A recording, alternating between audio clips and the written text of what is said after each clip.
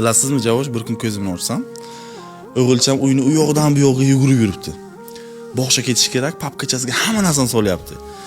Penal, ruchka, kitob, daftar, даже meni sportivniy rezinamni ham solyapti. Onasi aytayapti: "Bacham, buncha narsani olma, ko'tarib bilmaysan." Baribir bochada quloq solmayapti. Oxiri oqibat ko'taradigan vaqti keldi. Qarab o'tiribman, ko'tarib bilmayapti, yig'layapti, sudrayapti. Bu narsadan hikmat oldim men. Inson ko'tarib bilmaydigan narsalarni yelkasiga yuklamaslik kerak. Chunki ketar chog' bor. Inson baribir o'ladi, ketadi. O'sha vaqt javobgarlik bor.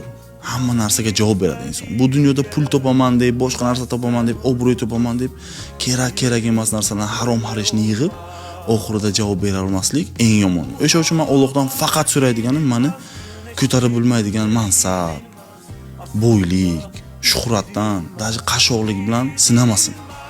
Men bitta narsani o'ylab qoldim. Men ketar vaqtim o'g'limga o'xshab ko'tarib bilmasdan yig'lab, sharmanda bo'lishdan qo'rqaman.